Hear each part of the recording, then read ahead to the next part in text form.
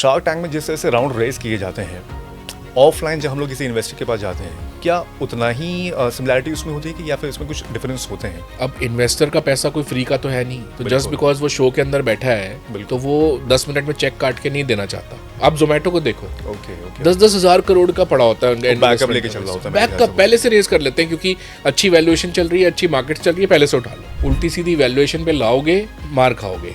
मतलब मैं ये रियल स्टोरी बता रहा हूँ। और फिर वो ड्रिंक्स लेनी शुरू कर दी रोज़, और फिर वो इतना संभाल नहीं पाया अपने आप को। IIM बैंगलोर के बाहर एक कॉफ़ी शॉप में बैठे हो और आप डिस्कस कर रहे हो, तो साथ में एक बंदा कहता है, लिसन मैंने आपकी बात सुन ली, क्या मैं चेक काट सकता हूँ? जब फिजिक्स वाला ने यूनिकॉर्न अचीव किया, उससे पहले फिजिक्स वाला नोन था, सस्ती एजुकेशन, अच्छी एजुकेशन, और जैसे ही उसने बाहर का पैसा रेज किया, उसकी आप देख लो प्रॉफिट एंड लॉस। लेकिन ऐसे कितने कर पा रहे हैं? विजय शेखर शर्मा जी नहीं कर पा रहे पेटीएम में, रितेश अग्रवाल जी नहीं कर पा रहे ओयो में, इतनी मुश्किल से IPO अब आ रहा है। प्रेशर बहुत प्रेशर होता है। वो यही कहते हैं कि जब तक म्यूचुअल फंड की पार्टी चल रही है तब तक जितने IPO करने कर लो। It is not good sign. नमस्कार दोस्तों, कई लोगों के मन में खास तौर पे युवाओं पर ये सवाल होता है कि बिजनेस करना चाहिए या फिर जॉब करनी चाहिए, पैसा ज़्यादा यहाँ पर ज़रूरी है या फिर सुकून यहाँ पर बहुत ज़रूरी है। बिजनेस अगर कर रहे हैं तो उसकी शुरुआत जो है वो कैसे कर सकते हैं, हम लोग कहाँ से शुरुआत कर सकते हैं, फंडिंग कैसे रेज कर सकते हैं, और बिज़नेस अगर चल गया तो उसको सस्टेनेबल कैसे बनाया जा सकता है। ऐसे कई सारी उलझन है युवाओं के मन में और हम जैसे लोगों के मन में भी, और उस उलझन को आज हम सुलझाएंगे। और हमारे साथ इस उलझन को सुलझाने के लिए हमारे साथ मौजूद हैं हमारे साथ तुषार कंसल जी, जो कि फाउंडर एंड CEO हैं कंसल्टेंसी वेंचर्स के, और ये कैपिटल डेट SME IPO में फंडिंग के लिए भी मदद करते हैं। सर, आपका बहुत बहुत स्वागत है आज के इस पॉडकास्ट में। बहुत बहुत धन्यवाद आपका। तो आज की चर्चा जो रहेगी वो कम से कम 3 भागों में रहेगी। पहले हम लोग ये डिस्कस करेंगे कि अगर आप बिज़नेस करना चाह रहे हैं तो बिज़नेस से पहले कि क्या सोच होनी चाहिए आपकी, क्या विजन होना चाहिए। उसके बाद जो दूसरा भाग होगा उसमें हम लोग डिस्कस करेंगे कि बिज़नेस के लिए फंडिंग कैसे रेज करें, कैसे बिज़नेस को चलाया जाए। और उसके बाद लास्ट में हम लोग डिस्कस करेंगे कि बिज़नेस अगर सस्टेनेबल करना है तो उसके लिए क्या तकनीक आपको अपनानी चाहिए। तो ये पॉडकास्ट जो है वो बहुत एक्साइटिंग होने वाला है, तो लास्ट तक इस पॉडकास्ट में बना रहें। सर, सबसे पहले तो शुरुआत करते हैं। कई युवा होते हैं, खासतौर पे अगर हम लोग कॉलेज गोइंग युवा की बात करें, सोचते हैं कि चलो जॉब करेंगे, साथ में ये भी सोचते हैं कि यार जॉब में बड़ा दिक्कत होती है, आगे चल के बॉस की सुननी पड़ती है, कई सारी दिक्कतें उसमें होती हैं, तो चलो अपना बिज़नेस करते हैं। तो ये जो सोच होती है युवाओं की खास तौर पे जॉब की और बिज़नेस की, उसको लेके सर क्या लगता है कि ये सोच जो है बिज़नेस करने की या जॉब को लेकर, कैसा उनका विजन होना चाहिए आगे चल के इसमें? देखिए, ऐसा है कि जॉब ट्रेडिशनली इंडिया में, मतलब हमारी कंट्री में खासकर, जॉब को हमेशा आगे माना गया है कि आप आराम से पढ़ाइयाँ करो, डिग्रियाँ करो, फिर जॉब करो।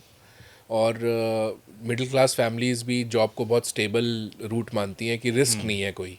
उनको लगता है कि भाई जॉब कर लो, सैलरी आती रहेगी, डेजिग्नेशन बढ़ती जाएगी, सैलरी बढ़ती जाएगी, अपना हो जाएगा, पूरा कट जाएगा।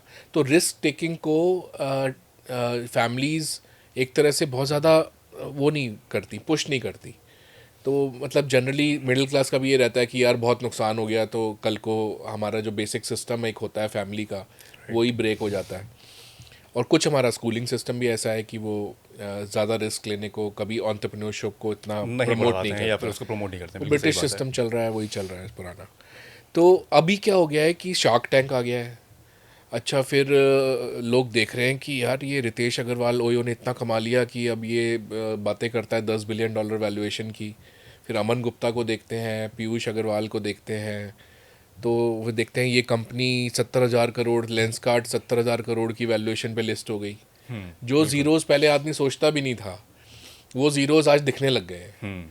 और स्टार्टअप इंडिया 2016 में आया। जब मैंने कंसल्टेंसी शुरू की थी तो 432 कंपनीज थी 2016 में स्टार्टअप इंडिया में। अभी प्रधानमंत्री जी ने फंक्शन किया जिसमें 2 लाख क्रॉस हो गई। राइट। और 2 लाख स्टार्टअप्स हैं, तो ये तो अगेन आप रिपोर्ट पढ़िएगा कि उसमें से सिर्फ 11,000 बंद हुई हैं। एक्चुअल 1,88,000 चल रही हैं। बिल्कुल। और फंडिंग का देख लो, 125 से ज़्यादा यूनिकॉर्न हो गई, और इतनी ज़बरदस्त फंडिंग मिली हुई है, इतनी सारी स्कीम है, तो एक्सपोजर लेवल बहुत है। और स्मार्टफोन पेनिट्रेशन इतनी ज़्यादा है, जियो का वाईफाई है अवेलेबल 5G, तो सब लोगों को दिखता है कि क्या हो रहा है। तो लोगों की महत्वाकांक्षा बढ़ गई है। महत्वाकांक्षा के अलावा इतने सारे टूल्स अवेलेबल हैं आजकल मोबाइल के ऊपर कि आज आपको कुछ आपको अपस्किलिंग करनी हो, क्रॉस स्किलिंग करनी हो, जॉब से आगे बढ़ के, राइट तो उसके लिए चैट जीपीटी है, परप्लेक्सिटी है, ग्रॉक है, जेमिनाई है, राइट और यूट्यूब तो यूनिवर्सिटी है, व्हाट्सएप भी यूनिवर्सिटी है गलत टाइप की।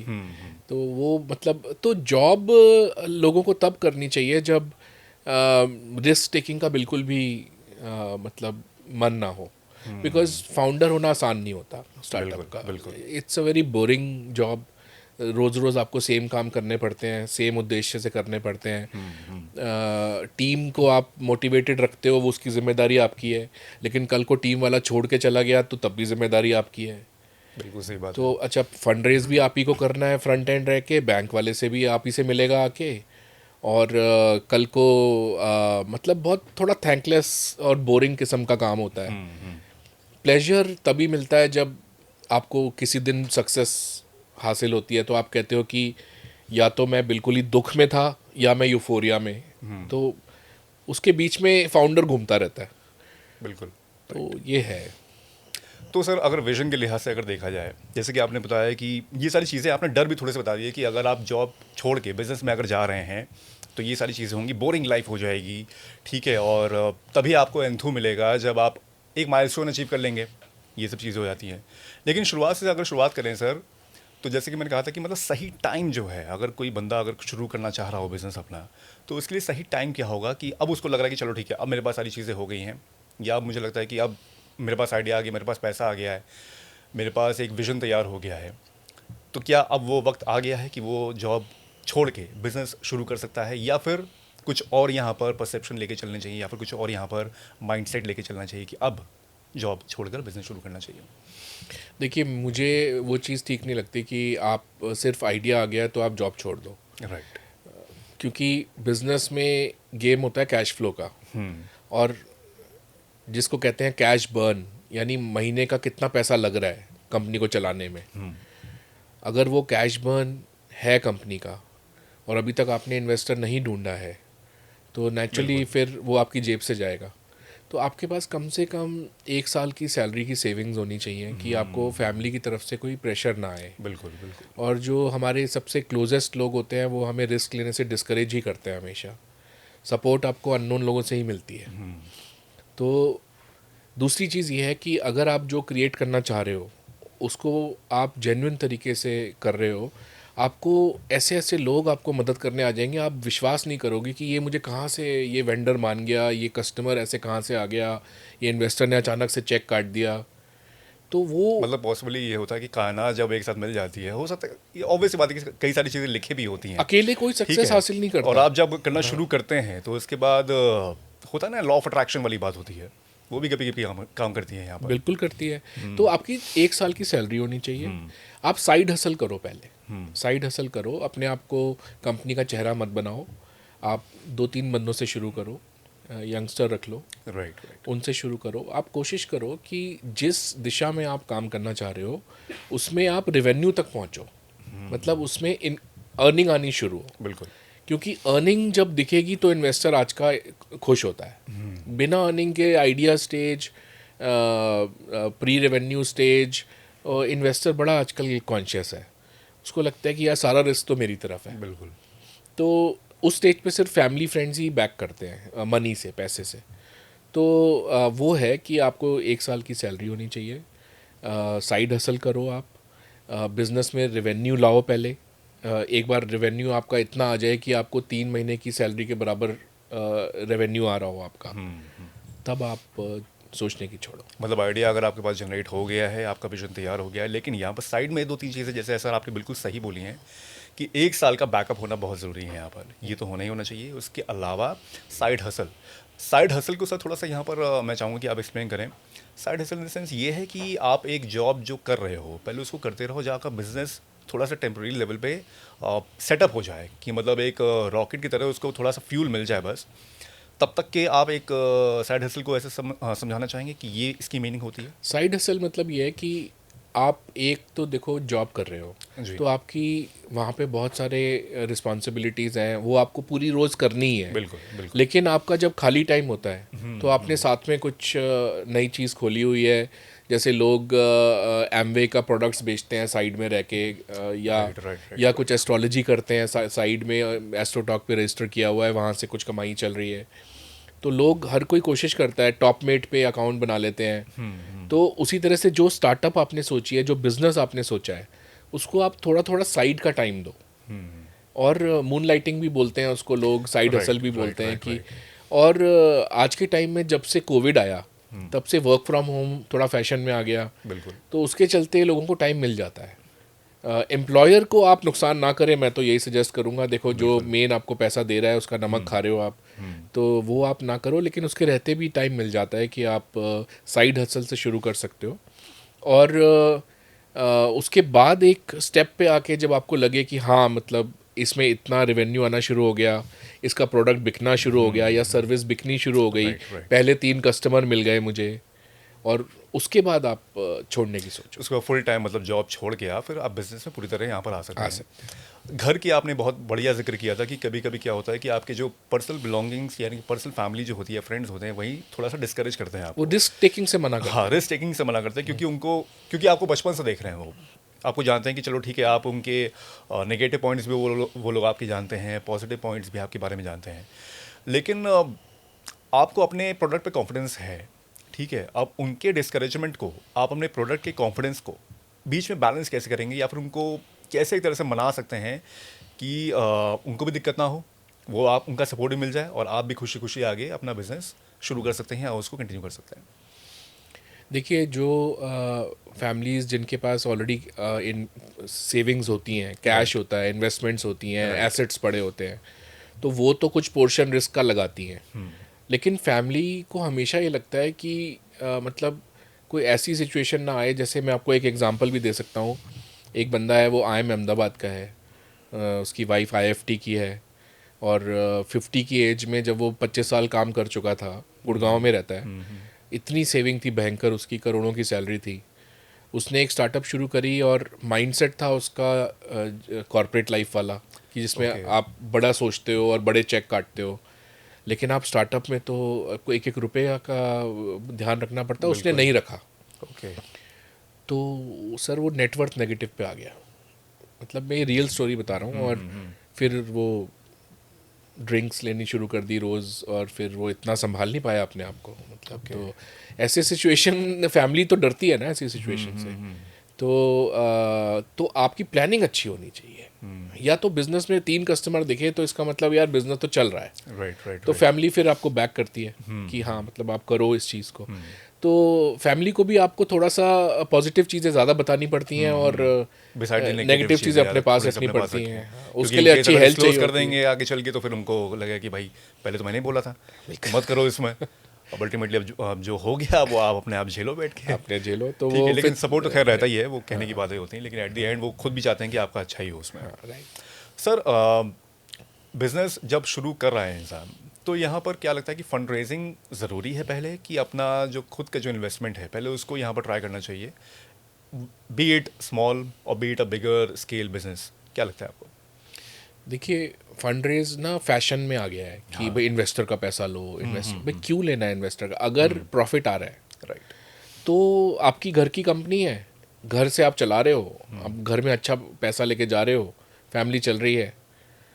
लेकिन आपने देखा कि यार मैं क्विक कॉमर्स बिजनेस में घुसा और मेरी 10 करोड़ का टर्नओवर है, और इसमें 3 कंपनियां और खड़ी हो गई हैं जिन्होंने मार्केट से 100 करोड़ उठा लिए। राइट, तो फिर आप कहोगे कि यार ये मैं क्या करूं, क्योंकि इनसे compete करूंगा तो बहुत मुश्किल है। ये तो रेट भी कट करेंगे, डिस्काउंट भी देंगे, तो मैं कैसे करूं? अच्छा, उन तीनों ने ये प्रूव कर दिया पैसे उठा के कि मार्केट बहुत बड़ी है, फास्ट ग्रो करके दिखा दिया। बिल्कुल। तब आप अपनी कंफर्ट जोन से बाहर आते हो। राइट। फिर आपको लगता है मैं भी पैसे उठाऊं। फिर पैसे आप तब उठाओ जब ग्रोथ का स्कोप हो, मार्केट इतनी बड़ी हो कि हाँ, $5 बिलियन की मार्केट है, ब्लू ओशन मार्केट है, तब करो आप। अच्छा, उस ग्रोथ को फास्ट कैप्चर आप करना चाह रहे हो, मान लो आप 10 साल में बिजनेस बनाना चाह रहे हो, जोहो जेरोदा की तरह, जो 20 साल से 10 साल से बैठे हैं, आज तक बाहर इक्विटी दी ही नहीं, लेकिन तब भी बिलियन यूनिकॉर्न की कंपनीज बनी बैठी हैं। बिल्कुल। और अगर प्रॉफिटेबिलिटी के स्केल पे आप कंपनीज को मैप करोगे तो जोहो और जेरोदा टॉप 2 पे आती है। बाहर का पैसा नहीं लिया तो प्रॉफिट मामले के कॉन्शियस हैं बहुत कि भाई प्रॉफिट से ही कमाना है, हमें इन्वेस्टर का पैसा है ही नहीं। तो आप जो बाहर का पैसे का डिसीजन है वो ग्रोथ के ऊपर है। अगर ग्रोथ दिख रही है, फास्ट कैप्चर करना है, इससे पहले कोई और कर ले, तब आप बाहर का पैसा लो। और उस पैसे को इन्वेस्टर देगा तो उसको आप क्लियरली बताते हो कि देखो तेरा पैसा इस राउंड में 18 महीने के लिए चलेगा और इसमें मैं ये अचीव कर दूंगा 18 महीने में, फिर मैं और देखूंगा। तो वो एक गेम अलग है। मतलब जितना टाइम प्रॉफिट एंड लॉस में लगता है उतना टाइम बैलेंस शीट में भी लगना शुरू हो जाता है राइट फाउंडर का। तो वो एक अलग गेम है। चलिए मान लीजिए सर कि यहाँ पर जो विजन है उसका वो कंप्लीट हो गया है और उसने बिज़नेस की शुरुआत के लिए एक रोड मैप यहाँ पर तैयार कर लिया है। बिज़नेस ग्रो करना चाह रहा है, जैसे कि आपने बताया कि अगर वो इन्वेस्टर के पास जा रहा है तो ऑब्वियस सी बात है कि उसका एक बिज़नेस बड़ा करने के लिहाज से अगर वो देखे, वरना पर्सनल बिलोंगिंग्स जो हैं उसकी, पर्सनल सेविंग जो है वो उसको वहाँ पर लगाए। यहाँ पर वो अगर इन्वेस्टर के पास जब जा रहा है, फंड रेजिंग की बात यहाँ पर जब आ जाती है, तब क्या क्या बातें उसको ध्यान में रखनी चाहिए कि वो एज एन इन्वेस्टर के लिए जब परस्यू कर रहा है तो उसको इन सब बातों का ध्यान रखना चाहिए, क्योंकि ये सवाल उससे पूछे जाएंगे। वो क्या हो सकता है? इन्वेस्टर बहुत मतलब वो इन्वेस्टर मान के चलता है कि अगर ये मेरे पास आया है हाँ। तो इसको चीज़ें पता होंगी। राइट। मतलब आप ये मान के चलो आपको जो प्रॉब्लम आप सॉल्व करने जा रहे हो मार्केट की, उसके बारे की पूरी नॉलेज होनी चाहिए। फिर आपका सोल्यूशन क्यों सही है उस चीज़ का वो प्रूव करा होना चाहिए आप। तो उसमें कुछ टर्म्स यूज़ होती हैं मार्केट में। राइट। प्रूफ ऑफ कॉन्सेप्ट, फिर ये होती है मिनिमम वायबल प्रोडक्ट, राइट। फिर होती है प्रोडक्ट मार्केट फिट। तो मतलब आप ये पढ़ो, लीन स्टार्टअप मेथोडोलॉजी का पार्ट है। शार्क टैंक ने भी काफ़ी कुछ सिखा दिया है इस मामले में। Monetisation, return on investment. आजकल तो जितने भी शोज आते तो उसमें जैसी कोई वर्ड उन्होंने ऐसा कुछ बोला, ROI का जैसे मतलब कुछ बोला तो वो नीचे एकदम से उसका वो एक्सप्लेनेशन आ जाता है। तो खैर वो एक डिफरेंट टर्मिनोलॉजी है उसके लिए। बिल्कुल। हाँ, तो ये आप उसके बाद आपको मार्केट पता होना चाहिए। जैसे 3 टर्म्स हम यूज़ करते हैं मार्केट की साइज़ देखने में, राइट। टैम, सैम और सोम। ओके। तो वो आपको पता होना चाहिए टोटल एड्रेसेबल मार्केट क्या है। अच्छा, फिर 5 साल के आपने प्रोजेक्शंस बनाए हैं तो उस प्रोजेक्शन को अचीव करने के लिए आपको क्या पैसे चाहिए होंगे, ओके। वो कितने महीने के कैश बर्न तक चलेंगे, वो आप जस्टिफाई करना। ये नहीं कि अभी प्री रेवेन्यू कंपनी है जी 300 करोड़ दे दो, नहीं चलता मार्केट में। इन्वेस्टर भी Reject ही धीरे करते धीरे रिस्क लेता है। बिल्कुल बिल्कुल। तो ये सारी चीज़ें पता होनी चाहिए आपको। और जनरली अगर ऑलरेडी आपने जो प्रूव करके दिखाया हुआ है उसमें ग्रोथ है तो इन्वेस्टर काफ़ी कॉन्फिडेंट फील करता है कि यार देख यार ये एक स्केलेबल कंपनी है जो यहाँ तक इतनी जल्दी पहुँची, मेरे पैसे से ये कहाँ पहुँच जाएगी। बिल्कुल बिल्कुल। शार्क टैंक में सर हम लोग देखते हैं, उसका जिक्र भी हम लोग कर रहे हैं यहाँ पर। शार्क टैंक में जिस तरह से राउंड रेस किए जाते हैं, ऑफलाइन जब हम लोग किसी इन्वेस्टर के पास जाते हैं, क्या उतना ही सिमिलैरिटी उसमें होती है कि या फिर उसमें कुछ डिफरेंस होते हैं? क्योंकि उसमें भी बहुत हार्डकोर क्वेश्चंस पूछे जाते हैं, हालांकि क्वाइट हम्बल होते हैं सारे के सारे जितने भी शार्क्स होते हैं, लेकिन उसके बावजूद डिफरेंस होता है क्या जब हम ऑफलाइन किसी इन्वेस्टर से मिलने जाते हैं, उसको हम लोग अपना पिच दे रहे होते हैं और इन्वेस्टमेंट के लिए उसको परस्यू कर रहे होते हैं? तो देखिए मेरी तो बहुत कंपनीज हैं, पोर्टफोलियो कंपनीज जो शार्क टैंक पे आई हैं। ओके। तो शार्क टैंक पे क्या होता है, इट्स अ शो। अब इन्वेस्टर का पैसा कोई फ्री का तो है नहीं, तो जस्ट बिकॉज वो शो के अंदर बैठा है तो वो 10 मिनट में चेक काट के नहीं देना चाहता।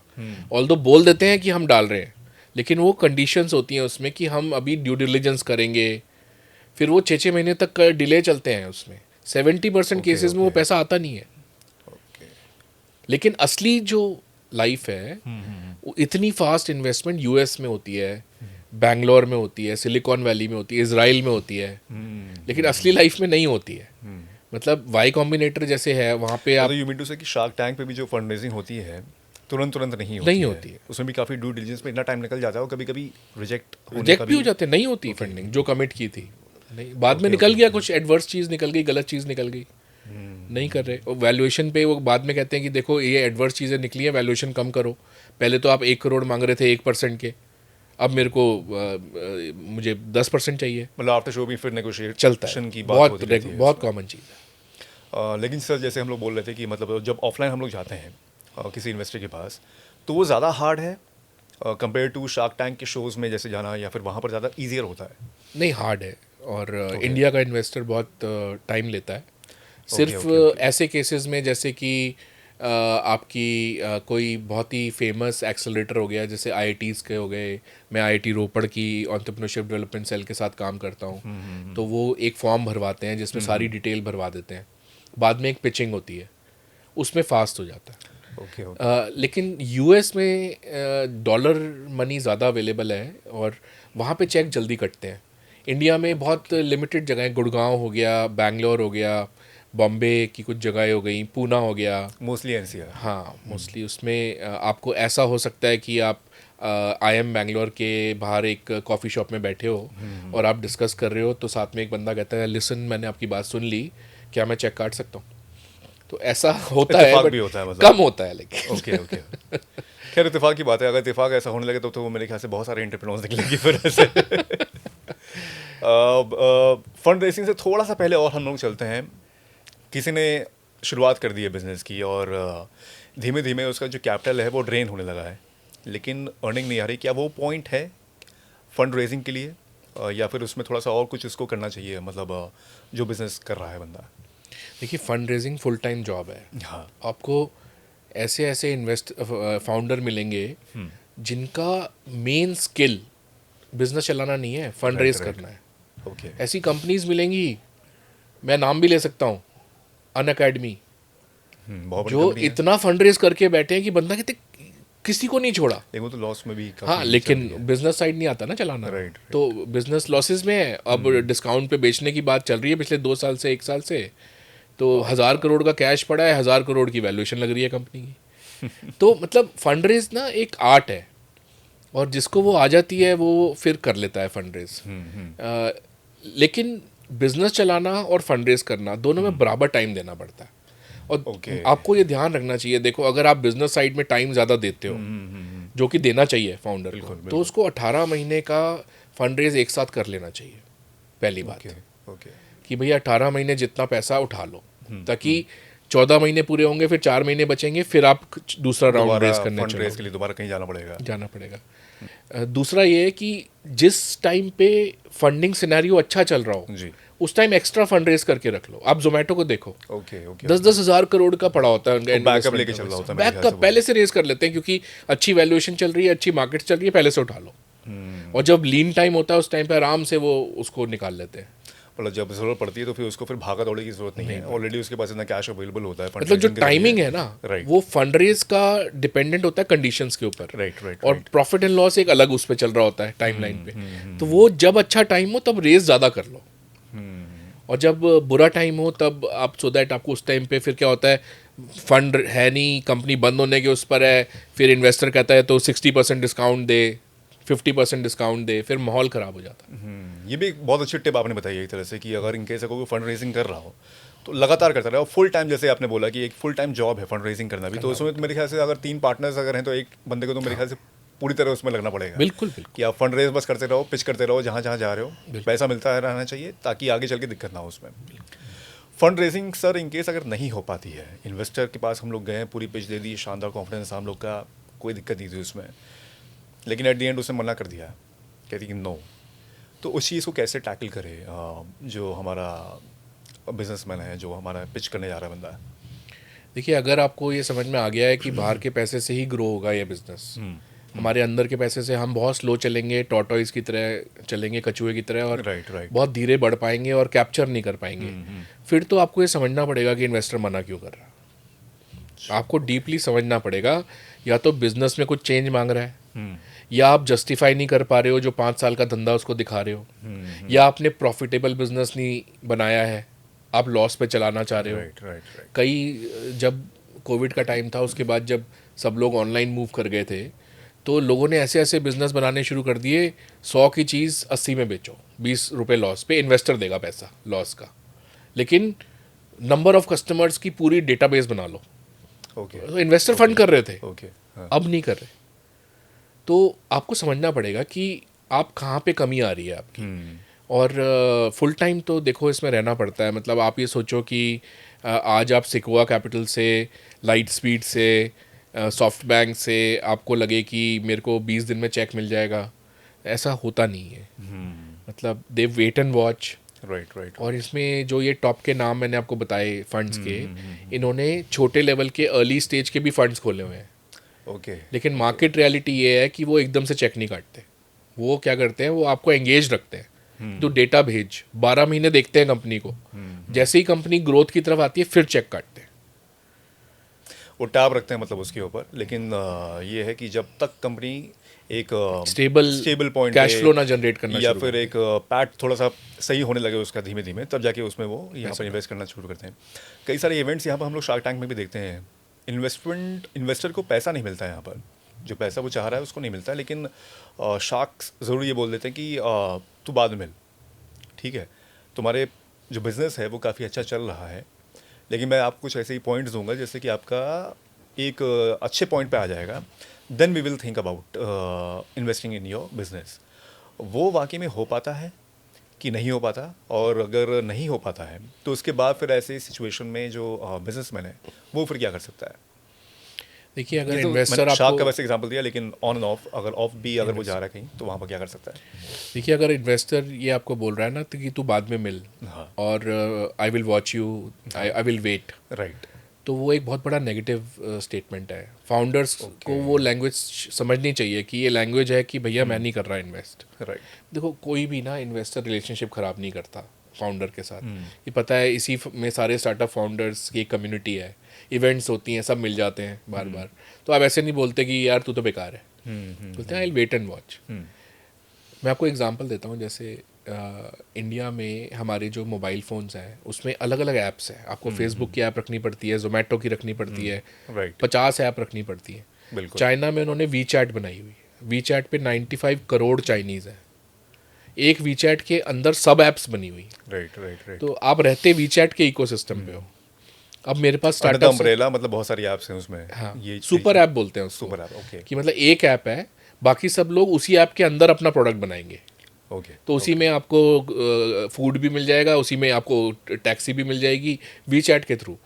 और चाइनीज़ गवर्नमेंट ने इसलिए बनाया हुआ है बिकॉज उनको सर्विलेंस करनी होती है, बिकॉज वो सिंगल पार्टी गवर्नमेंट है। Right right right. लेकिन जो भी है, पब्लिक को सहूलियत बहुत है कि भाई एक वी चैट पे चैट हो रही है, वी चैट पे ही सब कुछ हो रहा है, वी चैट पे स्टॉक मार्केट हो रही है, वी चैट पे ही सब कुछ हो रहा है। अब मेरे पास कई स्टार्टअप्स आती थी, सर हमने 6 करोड़ रुपया रेस किया हुआ है, बैंगलोर की स्टार्टअप थी, IIM बैंगलोर का बंदा था, 6 करोड़ रेस किया हुआ है, सुपर ऐप इंडिया की बनाएंगे। Right right right. अब मैं इन्वेस्टर, मुझे पता है वो इंडिया में पॉसिबल ही नहीं है।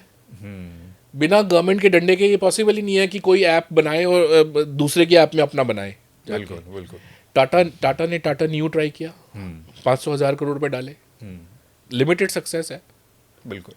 तो अब ऐसी ऐप अगर मेरे पास आ रही है, वो IIM बैंगलोर का बंदा आया था मेरे पास, इतना स्मार्ट वो बंदा था, कॉर्पोरेट के 15 साल का एक्सपीरियंस था, उसको इतना उसका जज्बा था, 6 करोड़ इन्वेस्टर ने किसी ने डाल दिए थे, मुझे पता था ये चलेगा नहीं, तो मैंने रिलेशन नहीं खराब करा उसके साथ, मतलब मेरा अच्छा रिलेशन है उसके साथ।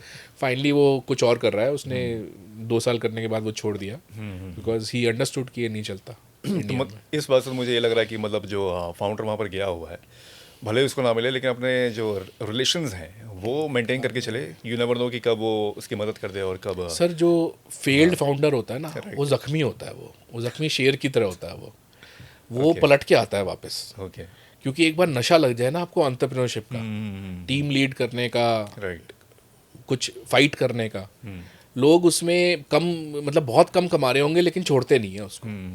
उनकी ना आइडेंटिटी का पार्ट बन जाता है। ओके। वो इवेंट्स पे जाते हैं, बातें करते हैं, पैनल डिस्कशंस पे जाते हैं, अंदर से बिजनेस लॉस में चल रहा होता है। तो इसलिए इसमें रिलेशनशिप का गेम है, नेटवर्किंग का गेम है। इवन इन्वेस्टमेंट जो है, एक VC फंड अकेले नहीं डालता कभी भी, हमेशा 5 के साथ डालता है। तो पता है आगे की राउंड भी करने हैं, उसमें सबकी हेल्प चाहिए। अच्छा, 10 स्टॉक में 10 कंपनीज में डालेंगे, सब में रिस्क है, बिल्कुल तो बिल्कुल। रिस्क भी पूल होता है। तो बेस्ट प्रैक्टिसेस भी आती हैं, VC फंड वालों ने बहुत इन्वेस्टमेंट्स कर रखी होती है, उनको पता है वहाँ पे क्या चल रहा है, यहाँ पे क्या चल रहा है। Right right right. तो ये गेम ही नेटवर्किंग का है, ये अकेले खाने का गेम ही नहीं है। ये चलना है तो सबको साथ में लेके चलना साथ में होगा, लेके चलना। अकेले तो नहीं हो सकता है। बिल्कुल फंडिंग के बाद सर क्या लगता है कि ऐसी कौन सी आम गलतियां जो होती हैं, जो कि जो फाउंडर्स होते हैं वो कर बैठते हैं, जिनको अवॉइडेबल भी होती हैं लेकिन नहीं कर पाते वो उसको। वो सबसे बड़ी गलती होती है कि हाथ खोल देते हैं खर्चा करने में। अच्छा। ये ऑफिस फैंसी, माइक्रोसॉफ्ट के बराबर का ऑफिस। आप देखो, मजाक नहीं कर रहा, आप ऑफिस देख के हिल जाओगे। आप एज एन इन्वेस्टर वहां जाओगे ना, आपको कि मेरे पैसे से बनाया ये, आपको दुख होगा कि भैया जो दर्द इन्वेस्टर मुझे- जाएगा तो हाँ। उसको तो लगेगा बिल्कुल कि भाई मैंने तो उसको काम पे लगाने के लिए कहना, लेकिन काम ये सोचा था कि इंफ्रा पे लगा देगा, ये मुझे नहीं पता था। तो वो ये मिस्टेक्स एक है करते हैं। जैसे अभी मैं एक दो लोगों को जानता हूँ, उन्होंने फंड रेज किया था, तो दोनों ने 80-80 लाख की मर्सिडीज खरीदी, ओह माय गॉड। दोनों ने अपार्टमेंट्स नए नए खरीदे। तो मैंने देखो, मेरे पैसे नहीं लगे थे, लेकिन मुझे बड़ा दुख हुआ। मैंने कहा यार ये मतलब, तो फाउंडर जो गलती करता है, सबसे बड़ी गलती ये करता है कि वो अपने बिजनेस मॉडल को चेंज कर लेता है। जिस फ्रूगैलिटी से वो आया होता है, राइट राइट जिस पैसा बचाओ तरीके से वो प्रॉफिटेबल बिजनेस मॉडल बनाया होता है उसने, राइट राइट जो कैश फ्लो उसके पॉजिटिव चल रहे होते हैं। आप फिजिक्स वाला को देख लो, आप जब फिजिक्स वाला ने यूनिकॉर्न अचीव किया, उससे पहले फिजिक्स वाला नोन था, सस्ती एजुकेशन, अच्छी एजुकेशन। और जैसे ही उसने बाहर का पैसा रेज किया, उसकी आप देख लो प्रॉफिट एंड लॉस उड़ गया बस। आईपीओ के बाद तो और दिक्कत होगी मतलब उसको। महंगे महंगे टीचर, ऑफलाइन सेंटर्स, सारा कैश फ्लो, ये बड़ी कॉमन बात है। बाहर का पैसा लेते ही ना इंसान गड़बड़ करता है। तो आपको ना, जिस रीजन की वजह से आप यहाँ तक पहुंचे हो, बिल्कुल। उसी यूनिट इकोनॉमिक्स को आपको और 20 ऊपर गुना ले जाना रेवेन्यू है। पे लेके जाना है। बिल्कुल बिल्कुल तो आपको खर्चे तो आपके अपने रेशियोज के हिसाब से ही होने चाहिए ना। बिल्कुल। वो गलती करता है सबसे बड़ी। और दूसरी बड़ी गलती ये करता है कि उसको ये लगता है कि ये इन्वेस्टर का जो पैसा है, इस पे मुझे बहुत कम रिटर्न देना है। मतलब वो ये मान के चलता है कि ये इक्विटी का पैसा है, तो वो तो अब मतलब, लेकिन हर इन्वेस्टर एग्जिट के लिए पैसा डालता है, और वो लोन से महंगा होता है पैसा। ओके। लोन आपको मिलता है 8 से 12% पे, जो आप कमिट करते हो इन्वेस्टर को साल का, इंटरनल रेट ऑफ रिटर्न बोलते हैं, राइट राइट वो राइट 35% कमिट करते हो। बिल्कुल। तो वो आप इन्वेस्टर का पैसा ले रहे हो 35% का, जो महंगा है। बैंक देता है 12%, 10% पे। तो इसलिए वो सोच समझ के लो पैसा, वो रिटर्न आपको देना है, ये आपकी रिस्पॉन्सिबिलिटी है। और जो एग्रीमेंट साइंड होता है, उसमें क्लॉजेज क्या होते हैं? पहली ऑप्शन, कंपनी आईपीओ करेगी 5 साल के अंदर। आईपीओ नहीं करेगी तो तीसरा एक बायर लाके देगी हमें इस इक्विटी का। राइट। अगर वो बायर नहीं लाके देगी तो कंपनी अपनी बैलेंस शीट से खुद खरीदेगी शेयर वापस। वो नहीं करेगी तो फाउंडर अपनी जेब से खरीदेगा रिटर्न देके। My God. हाँ, वो सारे ऑप्शंस आपने साइन की होती हैं। तो इसलिए आप ये मान के चलो कि फाउंडर का पैसा अगर आप इन्वेस्टर का पैसा अगर आप ले रहे हो तो it has comes with strings. Business sir कभी कभी ये भी होता है कि नहीं चल रहा हो और चल रहा हो। मेरे ख्याल से दोनों सिचुएशन में ये चीज़ हो सकती है कि जो मेंटल प्रेशर जो होता है वो बेयर करना कितना आसान या कितना टफ होता है जब बिजनेस नहीं चल रहा हो तब, और जब बिजनेस ज़्यादा चल रहा हो तब। नहीं, अगर बाहर का पैसा आपने ले रखा है राइट। तो अगर बिजनेस नहीं चल रहा तो प्रेशर है। देखो, इन्वेस्टर तो कंप्लायंस रखता है, बिल्कुल। वो आपसे कैश फ्लो मंगाता है हर महीने का, वो फाइनेंशियल्स मंगाता है। बोर्ड पे सीट ले रखी होती है तो उसको सब मिनट्स चाहिए उसको मीटिंग के, उसको सब पता होता है। तो कल को आपने उसको रिटर्न नहीं बना के दिया, फिर आपने सोचा कि मैं कोई नई स्टार्टअप शुरू कर लेता हूँ, उस टाइम मुश्किल आएगी आप। तो ये आपको सोच के चलना चाहिए। और अगर आप बहुत स्पीड से ग्रो कर रहे हो तो वही कहानी है ना, जैसे मेरा एक दोस्त है, वो जापानीज़ कंपनी का एपैक रीजन का हेड है। राइट। तो जापानीज़ वाले सोचते थे कि हमारा जो शू है वो नंबर 1 बन जाए एपैक रीजन में। ओके। तो जब ये सीईओ बना वहाँ का, तो इसने मेरे को बोला कि यार मैं अगर इनको 100% ग्रोथ दे दूंगा ना पहले साल में, तो मैं पूरी ज़िंदगी फिर 100 को ही क्रॉस करता रहूँगा। तो वो हर साल 35% ग्रोथ देता था, हर साल 35%। और पिछले Practically? हाँ, पिछले 12 साल से दे रहा है, हर साल 35%, 40%, 35%, 40%। खुश है, जापानी लोग खुश हैं, टोटल बोनस उसको ज़्यादा मिलता है क्योंकि उनको 100%। लग रहा है स्टेबल जो मुझे चाहिए मतलब return, आपकी वो तो एक्सपेक्टेशन मिल ऐसी ही रहा सेट है। हो जाती है। हाँ। तो अगर दीपेंद्र ने गोयल ने अगर जोमेटो में पूरे पैन इंडिया पे ग्रो करके दिखा दिया, तो कल को आईपीओ कर लिया। अब आईपीओ मार्केट कह रही है कि भाई हम तो अब घुसे हैं जब इसकी वैल्यूएशन पता नहीं कहाँ है, तो हमें इसके ऊपर और 100% ग्रोथ मिले। Right right. तो प्रेशर तो उसके ऊपर आ गया ना। और वो कर पा रहा है, मतलब वो अभी भी Exactly. कर पा रहा है। तो मतलब that is why he is Deepinder Goyal. लेकिन ऐसे कितने कर पा रहे हैं? विजय शेखर शर्मा जी नहीं कर पा रहे Not पेटीएम में, रितेश अग्रवाल जी नहीं कर पा रहे ओयो में, इतनी मुश्किल से आईपीओ अब आ रहा है। प्रेशर ये तो खैर बहुत है। प्रेशर होता है। IPO, talking of the IPO, अगर थोड़ा सा उसमें भी लाइट मैं आप चाहूँगा कि आप डालें उसमें। पिछला साल जो था वो आईपीओस के लिहाज से बहुत बढ़िया भी रहा, क्योंकि मोस्टली कंपनीज ने अच्छे अच्छे रिटर्न्स भी दिए, और इस साल भी शुरुआत जो हुई है वो भी काफ़ी अच्छी हुई है भारत कुकिंग लिमिटेड की ओर से। How do you think the IPO market is going to like come out this year in 2026? देखिए 2024 में एक कंपनी थी सोलर की, उन्होंने मुझे अप्रोच करा कि सर हम आईपीओ करना चाहते हैं, तो हम आपको बोर्ड पे लेना चाहते हैं कि भाई आपके फाइनेंशियल इन्फ्लुएंसर हो आप, आपका मार्केट में एक नाम है। तो मैंने ज्वाइन किया उनको। 31 करोड़ का आईपीओ था, 31 करोड़ का। ओके 16,600 करोड़ की बिड्स मिल गई। ओके। तो अब मैं अपनी तारीफ नहीं कर रहा, लेकिन हाँ, मार्केट right. इतना हॉट था। हम्म। अभी आप देख लो कि मार्केट में एफआईआई पैसा निकाल रही है निकाल भर भर रहे हैं, के, बिल्कुल। 1 लाख करोड़ से ऊपर निकाल चुकी है। बिल्कुल। म्यूचुअल फंड पे चल रही है मार्केट। जो लोग सिप में डाल रहे हैं, म्यूचुअल फंड में डाल रहे हैं, उसकी वजह से 30,000 करोड़ पर मंथ आ रहा है म्यूचुअल फंड में। एफडी पे जेनजी नहीं डाल रही बिल्कुल और नहीं। मिडिल क्लास भी नहीं डाल रही, तो वो सारा म्यूचुअल फंड में आ रहा है। म्यूचुअल फंड से आईपीओ चल रहे हैं, म्यूचुअल फंड से ही स्टॉक्स चल रहे हैं। इंडेक्स 83,000 पे है सेंसेक्स, राइट। लेकिन इंडिविजुअल स्टॉक्स 30-30%, 40-40% गिरे हुए हैं। वो इसलिए क्योंकि एफआईआई ने बेचे हैं। बिल्कुल बिल्कुल। तो मार्केट ना अपनी जिस टीम पे चल रही है वो म्यूचुअल फंड के मिडिल क्लास के पैसे पे चल रही है, और मिडिल क्लास ब्लाइंडली डाल रही है। जबकि पिछले 1 साल में से 2% रिटर्न दिया है स्टॉक मार्केट ने, उससे पहले 30-30, 40-40% 3 साल तक दिया बिल्कुल था। बिल्कुल। तो लोग का जो मैं सेंटिमेंट देखता हूँ, जो इन्वेस्टर्स कहते हैं, वो यही कहते हैं कि जब तक म्यूचुअल फंड की पार्टी चल रही है तब तक जितने आईपीओ करने कर लो, जितने को पैसा बनाना बना लो। और ऐसे ऐसे इश्यूज आ रहे हैं अभिषेक जी कि 70% ओएफएस है, यानी जो प्रमोटर पैसा राइट, निकाल रहा है। प्रमोटर को जो हाँ निकाला वो शट कर रहा है उसमें, राइट। तो ऐसा इशू, चलो एलजी ने निकाला इंडिया से, ह्यूंडे ने निकाला, वो तो इतने सालों से इन्वेस्ट कर रहे थे, Right. तो उन्होंने अपना निकालना था। वो 10,000 करोड़, 15,000 करोड़, वो ठीक है, समझ में आता है। लेकिन इंडिया का फाउंडर अगर अपना पूरा शेयर होल्डिंग कम कर रहा है, it is not good sign. और मेरे हिसाब से जीडीपी भी अभी ऑल्दो ठीक आया है, बिकॉज जीएसटी कम कर दिया, उससे बहुत फ़र्क पड़ गया, कंजम्पशन बढ़ गई तो जीडीपी बढ़ गया। और उससे पहले कॉर्पोरेट टैक्स कम किया था, उससे पहले इनकम टैक्स कम किया था, 12 लाख पे लाए थे, तो लोगों के हाथ में कंजम्पशन के लिए कैश बहुत था। उस वजह से जीडीपी ग्रोथ हेडलाइन नंबर अच्छा है, इन्फ्लेशन कम चल रही है, जो आरबीआई ने पिछले 11 साल से 12 साल से इन्फ्लेशन टारगेटिंग को बना रखा है फोकस, तो उस वजह से इन्फ्लेशन मैनेज रहती है। तो ये प्लस चीज़ें हैं।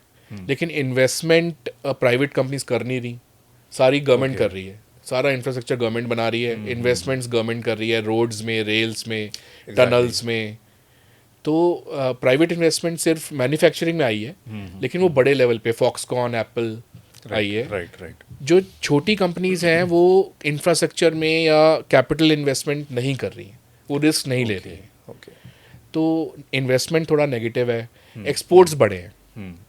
एक्सपोर्ट्स मुझे याद आता है 2014 में जब ये गवर्नमेंट आई थी तो $450 बिलियन के, $500 बिलियन के थे, जो अब 800 बिलियन डॉलर पे आ गए। राइट। तो बढ़े हैं एक्सपोर्ट, लेकिन इंपोर्ट्स भी बढ़े। 900 बिलियन का इंपोर्ट है, 800 बिलियन का एक्सपोर्ट है, 100 बिलियन का गैप है। उसी वजह से रुपया गिरता है, क्योंकि आपका ट्रेड डेफिसिट है। बिल्कुल बिल्कुल। तो मिली जुली सिस्टम चल रहा है। स्टॉक मार्केट की जो टांगे हैं वो तो म्यूचुअल फंड है, और मोस्टली डीआईआई जो है अभी फिलहाल यहाँ पर वो कर रही हैं। जो उनकी हेल्प कर रहे हैं। Do you also help companies bringing IPOs? आप उन्हें help हाँ, कर रहे हैं? बिल्कुल। मतलब कि जब कोई कंपनी आईपीओ रेस करना चाह रही होती हैं तो उससे पहले मतलब जब वो फंड रेस कर रही हो तो आपको ऐसा लगा कि मतलब यहाँ पर बात बनेगी नहीं? देखिए या ऐसा कुछ सिंपल हो सकता मैट्रिक है? है। हाँ। इंडिया की जो स्टॉक मार्केट का दलाल स्ट्रीट का और गुजरात का इन्वेस्टर है, राइट। वो प्रॉफिट मल्टीपल पे ही कंपनी को जज करता है ओके। कि वो प्रॉफिट के कितने मल्टीपल पे वैल्यूएशन चल रही है। उसके माइंड में कुछ और है ही नहीं। मतलब उसको बस प्रॉफिट मल्टीपल पे ही, यार देख यार ये 13 टाइम मल्टीपल से ज़्यादा है तो ये महंगा है, 13 टाइम मल्टीपल से कम है तो ख़रीद ले। उनका सबसे फेवरेट नंबर है। तो ऐसे ऐसे आईपीओ आपको मिलेंगे जो इतने रीजनेबल वैल्यूएशन पे आए, जैसे ओरियाना पावर थी, राइट, बहुत रीजनेबल वैल्यूएशन पे आई थी, मेरे ख्याल से 115 रुपये, 120 रुपये, 3500 तक चला गया शेयर, क्योंकि किसी इन्वेस्टर ने लॉस ही नहीं बनाया उसमें। लेकिन पेटीएम वर्ल्ड मतलब इंडिया का लार्जेस्ट आईपीओ करना चाह रहे थे, उस चक्कर में बहुत उल्टी वैल्यूएशन पे, क्योंकि इन्वेस्टर भी बहुत सारे बैठे हुए थे, सबको वैल्यूएशन चाहिए थी, राइट, तो वो लोगों ने लॉस बनाया। अब इंडिया का इन्वेस्टर ना इमोशनल बहुत इन्वेस्टर है, जब लॉस बनाता है तो इतना दुखी हो जाता है, मतलब उसका फेथ टूट जाता है कंपनी के ऊपर। राइट, राइट, राइट, और जब सपोर्ट करता है तो आपको ऐसे लोग मिलेंगे जिनके फादर ने रिलायंस के शेयर्स खरीद के उनको उनके पास पड़े हुए हैं। तो आपको ये मान के चलना चाहिए कि अगर आप आईपीओ मार्केट में आए हो तो जो सेट ऑफ इन्वेस्टर्स अब आपकी कंपनी में आ रहे हैं, आपको उनको कॉन्फिडेंस देना है, राइट, और वो चौके छक्के जो आप मारोगे लिस्टिंग के बाद, प्रॉफिट करोगे, बिजनेस ग्रो करोगे, राइट, उसके लिए वही सत्य है। पुराना जो पाप करके आए हो वो निकल चुका है। तो जायसवाल जैसे, अब जायसवाल जब क्रिकेट में आए थे टीम में, राइट, उससे पहले कितनी अच्छी परफॉर्मेंस थी रणजी में, किसी को पता ही नहीं कितने सेंचुरी मारी क्या। लेकिन जब से इंटरनेशनल क्रिकेट में आए हैं तो लोग देख रहे हैं कि हाँ यार ये कितनी सेंचुरी बनाता है। तो स्टॉक भी ऐसे ही होता है, आईपीओ का फेथ लोगों पे डेवलप करना पड़ता है। उल्टी सीधी वैल्यूएशन पे लाओगे तो मार खाओगे, उस टाइम लालच आपका वर्क कर जाएगा, लेकिन मार्केट ना प्रॉफिट मल्टीपल के सत्ते पे चलती है, बिल्कुल, ये बात तो है। तो वो ठीक करेगा। आईपीओ की बात तो आपने बिल्कुल सही बोली है, और कई सारे हमारे साथ उदाहरण हैं कि ओवर वैल्यूएशन पे आते हैं, उनको खामियाजा अल्टीमेटली लिस्टिंग के दिन या फिर बाद में जब उनको लॉस होता है, जब शेयर्स नीचे जाते हैं तो उनको भुगतना पड़ता है। Coming back to the topic, fund raising के दौरान सर हो गई है और बिजनेस चल बैठा है यहाँ पर अभी, then what do you think कि मतलब जो पार्टनर्स होते हैं यहाँ पर, ठीक है, क्योंकि को फाउंडर्स यहाँ पर बहुत ज़रूरी होता है, क्योंकि अकेले बंदा सारी चीज़ें नहीं कर सकता। कई सारे लोग करते भी हैं लेकिन वो बहुत लंबे समय तक शायद नहीं कर पाते, या सक्सेसफुल स्टोरी जो होती है वो अकेले नहीं लिखी जा सकती होती है। जब फाउंडर्स यहाँ पर आ जाते हैं शुरुआत से लेके बीच तक, और जब सस्टेनेबल बिजनेस चल जाता है, कई बार ये होता है कि ईगो क्लैशेस भी देखने को मिलते हैं तीनों के बीच में, कि अरे मैं ये कर रहा हूँ, मैं तुमसे ज़्यादा कर रहा हूँ, भले ही उनमें इक्वल डिवीजन हो इक्विटी का या प्रॉफिट शेयरिंग का। उस चीज़ को कैसे टैकल करना ज़रूरी है, ख़ास तौर पे उस बंदे का जिसने इसके विजन की शुरुआत की थी, जो देखा था कि हम ऐसा करेंगे आगे चल के। देखिए अकेला बंदा भी बहुत बड़ा बन सकता है, हाँ, और उसका प्राइम एग्जांपल है एलॉन मस्क। लेकिन आप इवन शार्क टैंक की कंपनीज देखोगे ना जो आती हैं, उसमें जो इन्वेस्टर आते हैं, आपको एक ही चेहरा दिख रहा होता है, लेकिन एक्चुअली वो पता करोगे तो उसके 3 फाउंडर्स थे, 2 को फाउंडर्स थे, कई लोग सामने नहीं आते। तो सबसे जो अल्फा मेल होता है वो सामने आता है, जो जिसको बहुत झंडे का वो होता है कि राइट, राइट, मैं बोलूँगा, मैं बताऊँगा। तो I'll be the face of the हाँ, मतलब वो लोगों में होता है, फ्लेयर होता है, जैसे किसी ना किसी और में कई फ्लेयर लोग नहीं मेरे ख्याल से फाउंडर्स होता। अब हल्दीराम के फाउंडर्स देखे आपने कभी मीडिया पे? नहीं, बिजनेस चलाना जानते हैं, फंड रेज से कोई इंटरेस्ट नहीं है, और कोई ये और मीडिया ज्ञान बांटने का कोई इंटरेस्ट हाँ, नहीं। मीडिया फ्रेंसी होने में भी कोई इंटरेस्ट नहीं उनका। तो को फाउंडर आपको तब चाहिए होता है जब आपसे आपकी एक्सपर्टीज कुछ है, राइट, और फिर आप बनाने निकले कुछ ऐसी चीज़ जिसमें, सपोज आप फाइनेंस के आदमी हो, सीए हो, अब आप सीए हो, कंपनी आपने प्लान करी है कि मैं एक टेक्नोलॉजी प्लेटफॉर्म बनाऊंगा, तो आपने अगर डे 1 पे ही गलत चूज़ कर लिया टेक्नोलॉजी, राइट, उसके ऊपर प्लेटफॉर्म बन गया अगले 1.5 साल तक, तो फिर नुकसान किसका हुआ? तो आपको को फाउंडर जिसको ओनरशिप हो चीज़ की, या तो कई आपको CXOs ऐसे मिल जाते हैं जो पूरी ओनरशिप से काम करते हैं, लेकिन वो स्टार्टअप में आप सैलरी नहीं दे पाओगे उसको, तो या तो ESOP दे के लाओ उसको, आप employee stock option plan, right, वो दे के लाओ, सैलरी प्लस ESOP। ऐसे कमिटेड लोग हैं, जैसे एस्ट्रोटॉक, एग्जैक्टली, एस्ट्रोटॉक आप यूज़ करते हो अगर, तो उसकी Interface पॉपुलैरिटी कमाल का है ही कि प्लेटफॉर्म इतना सुंदर है, इतना इजी टू यूज़ है, इतना अट्रैक्टिव है, उसमें इतने मतलब इट इज़ अमेजिंग। राइट, तो वो टेक्नोलॉजी का बंदा नहीं था जो फाउंडर है, लेकिन वो लेके आया एक बंदे को, एंड उसको बोला ESOP ले ले, और ESOP पे अच्छा फ़ायदा बना के दिया बंदे को। ओके, तो को फाउंडर आप उस सिचुएशन में लाओ। अच्छा, पहले को फाउंडर क्या होता था ना कि 50-50% इक्विटी बांट ली, आजकल को फाउंडर 3-4%, 5% इक्विटी में भी लोग बना लेते हैं ओके, कि मतलब भाई मैं इतना ही दूंगा बिकॉज मुझे अपना बहुत डाइल्यूट नहीं करना, राइट राइट, तो वो भी हो जाता है। सिंगल फाउंडर तो फिर अगर आपको टैलेंट को संभालना आता हो CXO रोल पे, राइट राइट, तो तब वो पॉसिबिलिटी है। नहीं तो अच्छा, 2 फाउंडर के बीच जब झगड़े होते हैं ना, तो 90% केसेस में वो कंपनी बंद ही हो जाती है। मतलब उसका कोई बायर भी नहीं मिलता, उसका प्रॉफिटेबिलिटी भी कहीं नहीं जाती, और जनरली वो ख़राब हो जाती है। मतलब ये मेरा पर्सनल एक्सपीरियंस है। तो ईगो क्लैश ना हो तो आप डे 1 पे आप फाउंडर्स एग्रीमेंट साइन करो आपस में, जिसमें रोल्स एंड रिस्पॉन्सिबिलिटीज़ की, मार्केटिंग के सारे डिसीजन मेरी तरफ, ऑपरेशंस के सारे डिसीजन तेरी तरफ, फाइनेंस के डिसीजन के लिए हम लोग कोई कमेटी बना लेते हैं। ओके ओके, मतलब उसमें हमारा ये वोट होगा। तो काम डिवाइडेड हो हाँ, तो वो ज़्यादा बेहतर यहाँ पर होगा इस तरह से, राइट। हाँ मतलब जो स्टार्टअप जब शुरू करते हैं ना, तब वो Right. कॉलेज के होते हैं या फिर हाँ, नए नए हाँ, लोग होते हैं, बिल्कुल, तो उस टाइम बिल्कुल। दोस्ती चल रही होती है। लेकिन जैसे जैसे वो स्टार्टअप आगे बढ़ती है ना, सबको टीम में पता चल जाता है कि एक्चुअल में कौन किसके अंदर लीडरशिप ट्रेट है। उस टाइम पे कहना चाहिए भाई तू ही CEO बन जा।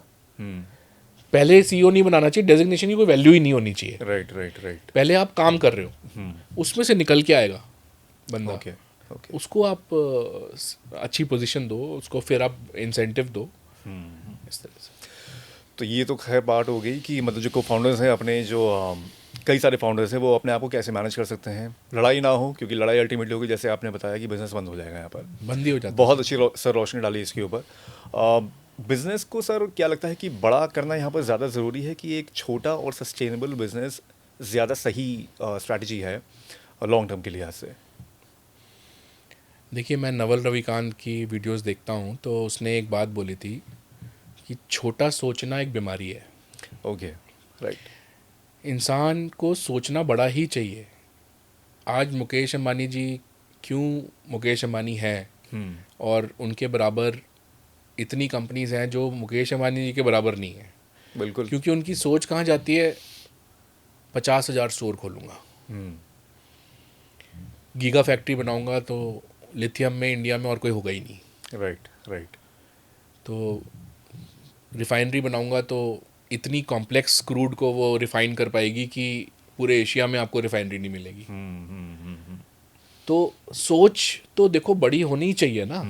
आज आप 1,000 करोड़ की कंपनी सोचोगे, आपको 1,000 प्रॉब्लम्स आएंगी, हर दर्द होगा, बहुत मुश्किलें आएंगी, कई बार लगेगा ये कंपनी तो बंद ही हो जाएगी।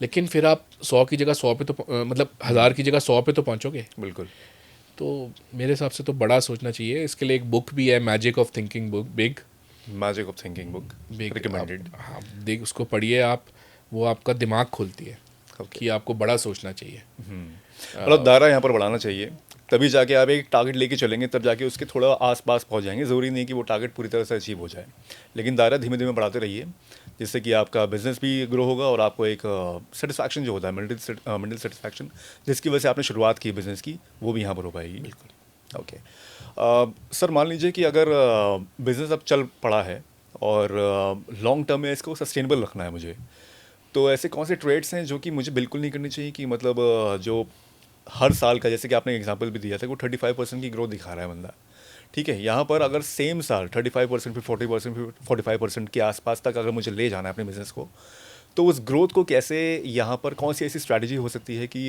जो फाउंडर है उसको अपनानी चाहिए? ये आप ये मान के चलिए कि सारे काम आप खुद नहीं कर सकते। राइट, डेलीगेशन में आपको एक्सपर्ट बनना पड़ेगा। 2 चीज़ें अपनी मुट्ठी से जाने मत दीजिए। एक हायरिंग, हर बंदा जो कंपनी में आया है उसने एक बार पर्सनली आपसे शक्ल हेलो हाय, चाहे मतलब आप बड़ा इंटरव्यू ना ले पाए हर एक का, लेकिन वो पर्सनल टच होना चाहिए कि कल को वो कहे कि यार मैं सर को जानता हूँ। राइट, और दूसरी चीज़ है फाइनेंस। अगर आपने अपना गल्ला किसी को दे दिया तो वो गल्ला किसी दिन उड़ भी सकता है। आपको ऐसी ऐसी स्टार्टअप्स मिलेंगी जो मिलियंस का फंड रेज किया हुआ है और उसमें उनको पता चला कि 127 करोड़ बीच में से किसी ने निकाल लिए। ओके, तो मतलब गल्ला जैसे कहते हैं ना, मतलब कि वो उस पर कौन रिस्पॉन्सिबिलिटी किसकी है? राइट राइट सिस्टम्स प्रोसेसेस आप बना सकते हो। जैसे हमारे बैंकिंग में क्या होता है कि ऑनलाइन जब आप पेमेंट क्लियर करते हो तो उसमें आप 3 या 2 वो डाल सकते हो अप्रूवल स्टेजेस। तो एक अप्रूवल बंदा ऑनलाइन वहाँ से कर सकता है, एक वहाँ दूसरी सिटी में बैठ के कर सकता है। राइट बट उसमें क्रॉस चेक्स एंड बैलेंस हो गया ना।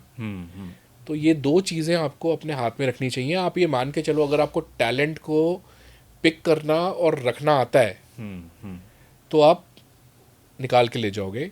और जो सारी चीज़ें स्किल्स रिक्वायर्ड है उसमें से सबसे बड़ा स्किल है मार्केटिंग स्किल। राइट कि आपको अपने आप को बेचना आना चाहिए कंपनी को। सब स्टेक होल्डर्स हैं। आज एक एम्प्लॉय को रिक्रूट कर रहे हो, दूसरी कंपनी से तोड़ के ला रहे हो, तो अपनी कंपनी के बारे में बेचना पड़ता है उसको कि क्यों तू मेरी कंपनी में आए, क्यों यहाँ आके परफॉर्म करे। आज एक कस्टमर्स के पास आप जा रहे हो, बहुत पैसे वाला कस्टमर है, तो स्टार्टअप को क्यों दे बिजनेस? वो तो एस्टैब्लिश कंपनी को दे देगा। तो आप उसको कहते हो कि भाई तू करके तो देख, छोटा करके तो देख, शुरू में मैं तेरे लिए इतना फ्री में करता हूँ। राइट मार्केटिंग स्किल, तो वो मार्केटिंग स्किल बहुत ज़रूरी है। और फिर आप बड़ा सोचो, स्टडी बहुत करो, रीडिंग बहुत करते हैं जो लोग बड़े बने हैं ना। बिल गेट्स की एक फेमस कहावत है कि मैं साल में 1 हफ्ता ऐसे निकालता हूँ जब मैं एक जगह जाता हूँ और मोबाइल ऑफ कर देता हूँ, और मैं सिर्फ जो मैंने किताबें चूज़ की होती हैं पिछले 1 साल में वो पढ़ता हूँ बैठ के। ओके मतलब जो भी आपको स्टार्टअप में मिलेगा ना, वो आपको 90% केस में, नॉट 100%, 90% केस में बहुत रीडिंग का शौक होता है लोगों को। बहुत पढ़ते हैं और नॉन फिक्शन पढ़ते हैं, पोइट्री, फिलॉसफी, प्रेमचंद, नथिंग। मतलब आपको ऐसे ऐसे लोगों की चीज़ें मिलेंगी ना, आप पढ़ के कहोगे कि किसी इंसान ने ये भी बता दिया यार। Right right you have to do. शुरुआत से जो हम लोग ने एक चर्चा की थी जिसमें बताया था कि जब मैं इंट्रो दे रहा था कि जॉब में सिक्योरिटी ज़्यादा है या फिर बिजनेस में, आपको क्या लगता है कि जॉब में और बिजनेस में सिक्योरिटी के लिहाज से अगर देखा जाए तो कौन सी ज़्यादा मुफीद यहाँ पर बैठती हैं एक तरह से? देखिए, मैं तो 50 का हूँ एज का, तो मेरे तो फ्रेंड्स जॉब से भी रिच हो गए और स्टार्टअप करके भी रिच हो गए, और स्टार्टअप में जॉब करके ईसॉप लेके भी रिच हो गए। ओके तो एग्जाम्पल सारे थे, मतलब सारे एग्जाम्पल हैं। जैसे एक वो जो जापानीज़ कंपनी वाला है, राइट उसकी करीब 90 करोड़ की सेविंग है। Okay. सिंगापुर में रहता है, और उसने बोनस हर साल लिया, हर 12 साल से एक्स्ट्रा बोनस ले रहा है। और फिर वो मॉर्गन स्टैनले के थ्रू यूएस स्टॉक मार्केट में उसका वेल्थ मैनेज होता है, वहाँ से हर साल रिटर्न आता है उसको। 2 एकड़ का घर खरीदा है मेलबर्न के, उसमें लॉन टेनिस कोर्ट है उसमें। राइट मेरी एज का ही है, 50 एज का है। तो एक बंदा और है, उसको ईसॉप मिले हुए थे जनरल इलेक्ट्रिक के, जी के, तो वो 22 साल से जी में है। ओके तो 22 साल से मैं सुन रहा हूँ, मुझे रोज़ कहता है मेरी जॉब आज गई और कल गई, अच्छा और 22 साल से तो नहीं गई जॉब। तो मतलब जॉब वाला ना जो सीनियर लेवल पे होता है, हाँ। खासकर मल्टीनेशनल में, राइट वो रोज़ कफन पहन के ऑफिस जाता है, राइट क्योंकि आज रिस्ट्रक्चरिंग हो गई, आज एआई आ गया, आज यूएस ने कंपनी ने स्ट्रेटजी चेंज कर दी, आज बॉस को शक्ल पसंद नहीं आई। तो मतलब कुछ भी हो सकता है, कुछ भी हो सकता है। तो और कोई मूवमेंट आ सकता है कि भाई हाँ, निकल भी सकता आप है। मतलब one day at a time करके ही आप मतलब आई चलाते थिंक हो। You have to be a smart either a businessman और अ जॉब पर्सन। तो आप दोनों में सस्टेन कर सकते हो। कर इफ सकते यू आर हो। नॉट स्मार्ट थिंकर और if you are not startup में स्मार्ट ज़्यादा वर्कर। स्टार्टअप में ज़्यादा रिस्क है। ओके हाँ, रिस्क ही होता है। हाँ तभी लोग बाहर के पैसे से खेलना पसंद करते हैं, अपने पैसे से खेलना पसंद नहीं। But seeing in the current scenario sir, आपको लगता नहीं कि जॉब भी थोड़ी सी अब क्योंकि आज के ज़माने में बहुत ज़्यादा कंपटीशन खास तौर पे इतना बम्पर तरीके से हो गया है, chat GPT and AI has overtaken also. तो उस सिचुएशन में जो जॉब वाले भी हैं, बीइंग ऑन ओल्ड पर्सन जो कि एक्सपीरियंस है, जो कि अभी भी जॉब में लगातार काफ़ी सालों से काम कर रहे हैं, और जो नए एंट्रेंट्स हैं, उनके लिए भी job is quite a difficult task these days. नहीं, फैक्ट है ये। आप देखो, अमेजोन ने 20,000 लोग निकाले, बिल्कुल गूगल ने निकाले, एप्पल ने निकाले, सब ने एआई के चलते निकाले। राइट और आप सीनियर मैनेजमेंट से पूछोगे इन कंपनीज के कि एआई ने ऐसा क्या बदला कि आपने निकाले, तो किसी के पास जवाब ही नहीं है। सेल्स फोर्स ने 9,000 में से 6,000 निकाले, 5,000 निकाले। राइट राइट और मार्क बेनियोफ जो सेल्स फोर्स के सीईओ हैं, उन्होंने मीडिया में 1 महीने पहले क्या बोला, यार हमने गलती हो गई 5,000 निकाल के, एआई ने वो अचीव नहीं किया जो करना चाहिए था। और यूएस स्टॉक मार्केट जैसे ही कोई रिट्रेंच करता है, वो स्टॉक एकदम जंप कर जाता है। बिल्कुल बिल्कुल। तो जो सीईओ है कंपनी का, उसके शेयर्स की वैल्यू डबल हो जाती है। तो कहता है और निकालो। लेकिन अब ट्रेंड बदल गया है। पिछले 15 दिन में अगर आप यूएस स्टॉक मार्केट देखो, जिसने एआई की वजह से निकाले उसका स्टॉक 2% 3% डाउन। तो मार्केट पहले तारीफ कर रही थी इन चीज़ों की। अनसर्टेनिटी बहुत है। रशिया यूक्रेन लड़ने लगे, 4 साल से लड़ रहे हैं। वर्ल्ड का 20% वीट यूक्रेन से आता था। बिल्कुल बिल्कुल। रशिया का ऑयल वो लेते थे यूरोप वाले, यूरोप वालों ने मिडिल ईस्ट से लेना शुरू कर दिया। इंडिया मिडिल ईस्ट से लेता था, वो रशिया से लेना शुरू कर दिया। वो टैरिफ लगा दिया ट्रंप ने 50%। Right right. अब आप सोचो 4 करोड़ लोग टेक्सटाइल में काम करते हैं इंडिया में, उनमें से 2 करोड़ मैन्युफैक्चरिंग या सोर्स से लिंक्ड है। और इंडिया का 30% टेक्सटाइल एक्सपोर्ट यूएस को जाता है, उस पर 50% का टैरिफ लगा दिया उसने। 19% पाकिस्तान वाले, 25% बांग्लादेश वाले, इंडिया वाले 50%। राइट। कम्पीट कोई कर ही नहीं सकता। तो वो लोग कहाँ जाएंगे जो करोड़ जिनको सिर्फ टेक्सटाइल की वो आती थी मैन्युफैक्चरिंग और कुछ आता ही नहीं था। तो अनसर्टेनिटी बहुत है बिजनेस में। और फाउंडर जो होता है ना वो सिनिकल हो जाता है। बिल्कुल। मतलब बहुत वो सिनिकल रहता है। और आपको ना मतलब एक जो ट्रेडिशनल बिजनेसमैन होते हैं ना इंडिया के, वो हमेशा यही बोलते हुए मिलेंगे। आप कभी बैठे हो उनके साथ तो बोलेंगे यार जहर खरीदने के पैसे नहीं है। वो वैसे मर्सिडीज कल ही खरीदी होगी। राइट। वो बहुत सिनिकल हो जाते हैं मतलब अनसर्टेनिटी को लेके। खैर ये तो तो खैर ये एक fact डेढ़ है। साल में तो खैर बहुत ज़्यादा अनसर्टेनिटी देखने को मिली है पूरे बाज़ार में। एंड उसका हम लोग ने असर देखा जो मार्केट रहा है हमारा पिछले साल और इस साल भी, क्योंकि अच्छे खासे हम लोग 86,000 के आसपास पहुंच गए थे सेंसेक्स में। अब 83 पे आ गए दोबारा। तो खैर वो एक अलग टॉपिक है, लेकिन अनसर्टेनिटी बहुत है और वो जॉब पे भी काफ़ी झलक रही है ये चीज़। तो खैर है। ओके सर, लास्ट में एक ये रहेगा रैपिड फायर हम लोग करेंगे। 5 सवाल होंगे and you have to give a quick reply on that. Hamper मिलेगा मुझे? वो only we try. 4 questions, quick reply. पैसा या शांति? शांति। ओके। जॉब से बिजनेस, हाँ या ना? हाँ। ओके। पहला निवेश कहाँ करें, स्किल या नेटवर्क पे? स्किल, क्योंकि नेटवर्क इज ओवररेटेड। ओके। एक किताब या आदत जो जिंदगी बदल दे? भगवत गीता। वाह क्या बात है। आज का युवा सबसे बड़ी गलती क्या कर रहा है? वो ये कर रहा है कि वो लोन लेके चीज़ें खरीद रहा है। ओके। जो ये बटन पे हाँ। लोन मिल जाता है ना अनसिक्योर्ड, आईफोन ही चाहिए, हाँ राइट। आईफोन ही दिखाना है, सबसे बड़ी गलती कर रहा है। ओके। तो ये जो सवाल हैं मेरे ख्याल से इनके जो जवाब भी हैं वो भी कहीं ना कहीं यहाँ पर हमारे जो व्यूअर्स हैं जो पॉडकास्ट देख रहे हैं उनके लिए एक सीख भी यहाँ पर देती है, क्योंकि कई सारे नाम यहाँ पर उजागर होके आए हैं। स्किल, नेटवर्क और ज़िंदगी बदलने वाली जो चीज़ है, जो किताबें हैं भगवत गीता, इस पर थोड़ा सा अमल करिए। और साल की शुरुआत में कई सारी चीज़ें हम लोगों ने इस पॉडकास्ट में सीख ली हैं, क्योंकि निवेशक हों या फिर आप इन्वेस्टर हों, बिज़नेस में अगर जाना चाह रहे हों, जॉब से बिज़नेस में स्विच करना चाह रहे हो, तो कौन सी बातों का आपको ध्यान रखना चाहिए, वो सब चीज़ें आज हमारे इस पॉडकास्ट में कवर हुई हैं। और सर आपने आज इस पॉडकास्ट में पूरा समय दिया और बहुत बारीकी से कई सारी चीज़ें बताई। A to Z हम लोगों ने पूरा डिस्कस किया है यहाँ पर। जैसे कि हम लोगों ने लेवल्स की बात की थी कि शुरुआत बिज़नेस से पहले, बिज़नेस के दौरान और बिज़नेस के बाद आपको क्या क्या करना चाहिए, वो सब चीज़ें आपने सर आज यहाँ पर बताई हैं। सर उसके लिए सब बहुत बहुत धन्यवाद। Thank you so much for having me. Thank you. तो इस पॉडकास्ट में आज इतना ही, बाकी जल्द मिलेंगे एक नए पॉडकास्ट के साथ। तब तक के लिए मुझे दीजिए इजाज़त। नमस्कार।